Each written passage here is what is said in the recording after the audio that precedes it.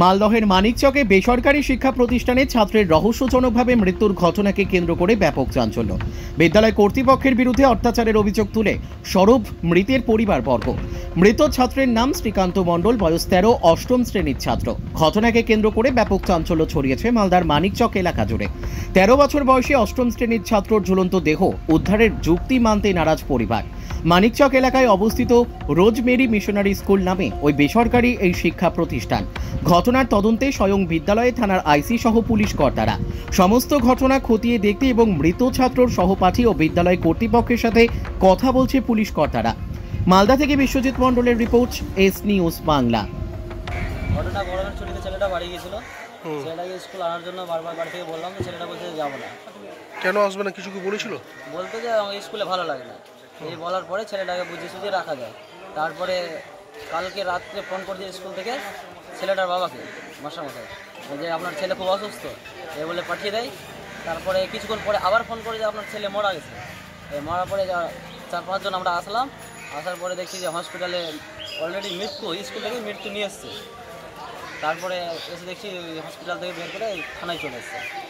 কীভাবে মারা গেল কি মনে করছো? স্কুল কর্তৃপক্ষ বলতে চাই যে ছেলেটা নিজের মনে সুসাইড করেছে, কিন্তু আমরা যেটা দেখলাম আমাদের মনে হচ্ছে না যে নিজের মনে সুসাইড করতে পারে। কি হতে পারে তাহলে? হয়তো মাস্টার কোনো টর্চার করেছে, না হলে মাস্টার কোনো চাপ দিয়েছে, এইভাবে আর ছেলেটা হয়তো সুসাইড করেছে। সুসাইড করেছে কি করেনি সেটা আমাদের এখনো কনফার্ম হতে পারেনি, বুঝতে পারছি না। কী ধরনের ছিল পড়ালেখায় যে মারা গেছে? পড়ালেখা যা ছিল ছেলেটা ভালোই ছিল। কোন ক্লাসে পড়তো? ক্লাস 8-এ পড়তো। স্কুল কর্তৃপক্ষ বলতে চাই ছেলেটা নিজের মনেই ফাঁসি লেগে গেছে। তোমাদের কি অনুমান হচ্ছে নিজে মারা গেছে না অন্য কিছু হতে পারে? আমাদের মন বলছে না যে নিজে মারা গেছে, আমাদের মনে হচ্ছে যে স্কুল কর্তৃপক্ষের কোনো এখানে ফল্ট আছে। কোনোরকম কিছু বাড়িতে সমস্যার কিছু কথা জানিয়েছিল, কিছু বলেছিল? সে তো 8 দিন পরে ফোনে কথা বলতে পেত।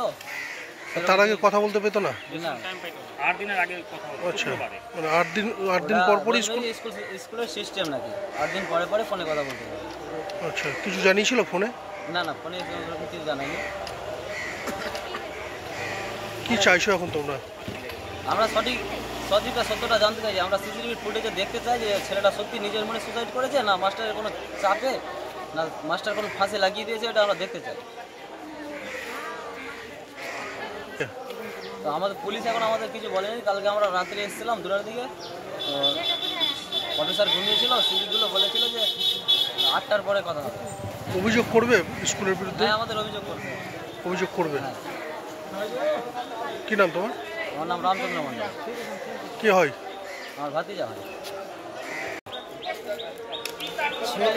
ছেলেটা যখন ছেলের বাপ 12:10 আমাকে ফোন করে আমার বাড়িতে, যে মামা বলে আমার ছেলে খুব অসুস্থ, কেউকে আমার বাড়ি থেকে পাঠাও।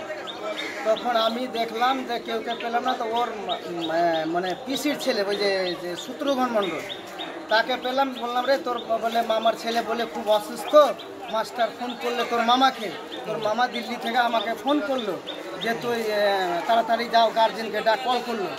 তখন ও মানে ওই যে ছেলেটা মারা গেছে তার মা ছিল মায়ের বাড়িতে 800 যোগীটোলাতে। সেখান থেকে ওকে তুললো ওর ভাই, আর ও মোটর সাইকেল আনলো। আমার ওই ভাতা ওই শত্রুঘ্ন মণ্ডল আর আমার একটা ভাই ছোটো ভাই নিয়ে আসলো। আসার পরে ওরা কিন্তু পৌঁছায়নি। ইতিমধ্যে আমার ওই জামাইয়ের কাছে দিল্লিতে ফোন চলে গেল, আপনার ছেলে মারা গেল। কে ফোনে বলেছিল? মাস্টার বলেছে। মাস্টার কোন মাস্টার? স্কুলে মাস্টার বলেছে। তারপর আমাদের বললো নাকি আমার ছেলে শ্রীকান্ত মারা গেল। তখন আমরা সরাসরি আসলাম। আসার পরে মাস্টারে যখন গেটে ঢুকলাম, বসালো, বসে মাস্টার আমাকে একটা আলোচনা করলো যে ছেলেটা একটু বদমাস টাইপের ছিল, 9:30টার সময় নাকি ক্লাসে না খাবার রুমে সিট্টি মেরেছে। ও বলছে সিট্টি মারার, তো জিজ্ঞাসা করেছে বলে কোনো ছেলে বললো না, বলে ওরা বলে ইউনিয়ন করে বলে না, এই কথাটা বললো। কিন্তু ছেলেকে ওই বিরুদ্ধে কিন্তু টর্চিং করা হয়েছে। মাস্টার স্বীকার করছে না, কিন্তু ছেলেকে টর্চিং করেছে। কারা করতে পারে? ওই মাস্টার যে দেখাশোনা করে, কি রেজিমল স্যার নাকি, স্যারের নামটা আমি অত জানি না। ওই স্যার নাকি ইনকোয়ারিতে থাকে, দেখাশোনাতে থাকে। ওই স্যার কিন্তু বাচ্চাকে টর্চিং করেছে। সে কারণে কি মারা যেতে পারে? দীর্ঘ বিশ্বাস। শুনেন না, তারপরে আমরা যখন তদন্ততে গেলাম সকালবেলা, বাচ্চাদের জিজ্ঞাসা করছে, রে এই যে ছেলেটা কোথায় ছিল, কোথায় এই বেডে ঘুমিয়েছিল, তো একে তোরা ফাঁসি লিখতে, ওরা বাচ্চাকে শিখিয়েছে না কি বলেছে, ও বলছে যে বাচ্চারা ফাঁসি লেগেছে। তোরা কেউ দেখেছিস? বলছে আমরা কেউ দেখিনি ফাঁসি লাগতে, আমরা কেউ দেখিনি। মাস্টার এসে রুমে যখন চিৎকার করেছে ওরা উঠেছে, বলছে ছেলে আতঙ্কতে বলছে না ভয়ে বলছে, সে প্রমাণ পাওয়া যাচ্ছে না যে ছেলেরা আতঙ্কতে বলছে। কিন্তু মাস্টার একটাই কথা বললো যে ওই ওকে ধমকেছি যে তুই শিখতি কেন মানে, কিন্তু আমাদের দীর্ঘ বিশ্বাস মাস্টার ধমকায়নি, ওকে টর্চিং করে দিল। টর্চিং করার কি বলছে স্কুল কর্তৃপক্ষ, কি বলছে কিভাবে মারা গেছে? বলছে স্কুল কর্তৃপক্ষ তো এখন ফলস বলছে যে ছেলে ফাঁসি লেগে গেছে, আর যা প্রমাণ দেখে দেখা যাচ্ছে ছেলে ফাঁসি লাগেনি। ছেলে কি একাই থাকতো? যে না, অনেক ছেলে আছে, 70-80 জন ছেলে আছে একাই।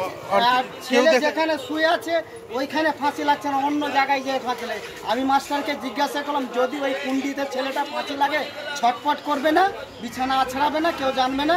আর একদম গরুর সিটের মতন সিট আছে, ট্রেনের মতন সিট, কত ধাক্কা লাগবে বাচ্চাটা জানবে? মাস্টার কিন্তু সেই প্রতিবাদ বললো না। আমি যে বাচ্চাটা যখন ফাঁসি লেগেছে, আপনারা কি অনুমান করছেন? হ্যাঁ, আপনারা কি অনুমান? আমি তো অনুমান করছি মাস্টার টর্চিং করেছে, ওই বুথ আছে, ছেলে মারা গেছে প্রাণে। দীর্ঘ বিশ্বাস ফাঁসি লাগেনি। যে কুন্ডি দেখাচ্ছে ওই কুন্ডিতে ঝুল লেগে আছে, মাকড়সার ঝুল, আর চাদর, এত মোটা চাদর ওই কুন্ডির মধ্যে ঘুষবে না। আমি তো দীর্ঘ মাস্টারকে বলে দিয়েছি যে এটা ফাঁসি নাই, এটা আপনারই টর্চিংয়ে হয়েছে। স্কুলের বিরুদ্ধে অভিযোগ করবেন? হ্যাঁ, বা স্কুলের বিরুদ্ধে অভিযোগ করবো তো আমি পুলিশের কাছে। হ্যাঁ, কি চাইছেন এখন? আমরা ন্যায্য বিচার চাই। এই মতো হলো কেন? আরও তো অনেক ছেলে আছে, আরও তো দুর্ঘটনা ঘটবে, এটাই আমরা সূক্ষ্ম বিচার চাই। আমি ওই যে মাস্টারের কথা মেনে নেবো যে ফাঁসি লেগে গেছে, এটা আমি মানতে রাজি নাই। কি তাকলিফ পেলে ছেলেটা? আমি ওই কথাটা মানতে রাজি নাই মাস্টারের, যে আপনি যে বাচ্চা ছেলে ফাঁসি লেগেছে, এটা আমি মানবো না। আমি মাস্টারের সামনেও বলেছি যে এটা ফাঁসি নাই, এটা আপনাদের কিছু কোনো কার্যসূচি হবে। মাস্টার কিন্তু কিছু বলেনি। আপনার নাম? আমার নাম প্রবীর মণ্ডল। কে হয় আপনার? আমার নাতি। সকাল থেকে আমি এখানেই আছি, এদের অভিভাবক পরিবারদের সাথে আমি আছি। তো এদের সাথে থাকাতেই যতটুকু আমি যা এদের কাছ থেকে পেলাম, হোস্টেলের 3 তলাতে একটি বাচ্চা সুইসাইড করলো। একটা হল ঘর, বড় একটা হল ঘর, সেখানে 40 থেকে 45 জন ছেলে বসা থাকে। দুটো করে এক একটা খাটের মধ্যে 2-3 করে থাকে, এরকম সিস্টেম আছে। আমি ওটা দেখলামও, আমি ভিডিও ফুটেজটাও দেখলাম। ফ্যান যেখানে ঝুলানো হয় হুক, সেই হুকে বলে দড়ি দিয়ে মানে চাদর দিয়ে বাঁধা একটা যা শোনা হলো। ওখানে যা সিস্টেম দেখলাম, ছাদের মধ্যে যে হুক লাগানো থাকে, তাতে অত মোটা চাদর ঢুকলো কিনা এটা আমার সন্দেহ আছে। এবং হোস্টেলের মধ্যে যা পরিবেশ আমার যা মনে হয়েছে, এই পরিবেশটা সুস্থকর পরিবেশ নয়। এই রকম আমরা হোস্টেল সিস্টেমের মধ্যে তার অনেক রকম ক্রাইটেরিয়া থাকে, সেই এরিয়াগুলো মানা হয় কিনা এই হোস্টেলে আমার এটা সন্দেহের মধ্যে আছে। কারণ সেখানে তাদের খেলার মাঠ থেকে শুরু করে তাদের যে ব্যবস্থা, থাকার ব্যবস্থা, সিসি ক্যামেরার যে ব্যাপারটা, সেটা দেখা প্রয়োজন আছে। হোস্টেলের মালিক বলছেন সিসি ক্যামেরা ছিল, সিসি ক্যামেরা সেদিন অচল ছিল, এবং তার পাশের কোনো ব্যক্তি বলছে সিসি ক্যামেরা সেদিন চলছিল। এখানেও আমার একটা কনফিউশন আছে, এটা আমরা আইসি সাহেবের কাছে ওটা বললাম। পরিবারের অভিযোগ আছে যে তাদেরকে থ্রেট করা, ছেলেটাকে অত্যাচার করা হতো, মারধর করা হতো, ছেলে বাড়ি চলে গেলে ছেলেটা আর দ্বিতীয়বার ঘুরে আসতে চাইতো না হোস্টেলে, এরকম একটা অভিযোগ ছিল। পুলিশ তদন্ত করবে। আমি এইটুকুটাই বলবো, প্রাণ চলে গেছে, তার একটা মানুষের প্রাণ চলে গেল, বাচ্চার প্রাণ চলে গেল। ছেলেটা পড়াশোনায় খুব দারুণ ছিল, সে আমারই বাচ্চা থাকুক না আর কারো বাচ্চা থাকুক, এটা একটা ছেলের প্রাণ চলে গেছে। এখানে এই জায়গাটায় আমাদের কোনো রকম অরিজিনাল যেটা, সেটাই হয়ে উঠে আসুক। যদি কোনো অপরাধ হয়ে থাকে, অপরাধের অবশ্যই তারা বিচার হওয়া উচিত, এটা আমি মনে করি। এবং এখানে এমন কোনো কিছু যাতে না হয় যে মানে কোনো রকম সত্যকে ঢাকা দেওয়ার চেষ্টা বা মিথ্যাকে বাড়িয়ে তুলে তোলা, এইরকম যাতে না হয়, এটা আমি মনে করি পুলিশ প্রশাসনের কাছে যে এটা দেখা উচিত। মানিকচক সবথেকে বড় ব্যাপার, মানিকচক বিডিও অফিসের লাগোয়া একটা হোস্টেল, সেখানে এত ছেলে মেয়ে পড়াশোনা করে, সেই হোস্টেলটা ঠিকঠাকভাবে চলছিল কিনা বিডিও সাহেবেরও, মানিকচক বিডিও সাহেবেরও দেখা উচিত ছিল এটা, যে আমার ঘরের পিছন, আমার ঘর থেকে মাত্র 10 মিটার দূরে একটি হোস্টেল চলছে, সেখানে এত ছেলে মেয়ে থাকে, সেই হোস্টেলটা সরকারি নিয়ম আইন কানুন মেনে চলছে কিনা সেটাও বিডিও সাহেবের দেখা উচিত আমি মনে করি। আইসি সাহেবের কাছে আমি অনুরোধ করলাম বিষয়টা তদন্ত করার জন্য, কারণ আমাদের মানিকচকের প্রচুর বাচ্চারা ওখানে থাকে, শুধু মানিকচক না, বিভিন্ন ব্লকের মানুষরা এখানে পড়াশোনা করে, বাচ্চারা পড়াশোনা করে। সিস্টেমটা ভালো থাকা উচিত, আমি এইটুকুটা মনে করি। এক একটা পরিবারের কাছ থেকে 8,000 টাকা করে নেওয়া হচ্ছে, ওর মা যেটা আইসির কাছে বলছিলেন, একটা বাচ্চার কাছ থেকে 8,000 টাকা নেওয়া হচ্ছে থাকা এবং খাওয়া, এবং তার ভালো ব্যবস্থা আছে কিনা হোস্টেলে এটা কিন্তু থাকা দরকার, এটা আমি মনে করি। হ্যাঁ, অভিযোগ তো অবশ্যই একটা হবে, কারণ যে কনফিউশন আছে এর মধ্যে, এটা অভিযোগ হওয়া উচিত এবং তদন্তটা হওয়া উচিত। দেখুন, আমি মনে করি যদি প্রশাসন অ্যাক্টিভ থাকতো, মানিকচক প্রশাসন, শুধু আমি আইসির কথা বলবো না, মানিকচক প্রশাসন যদি অ্যাক্টিভ থাকতো তাহলে আজকে এই প্রাণ যেত না। কেন?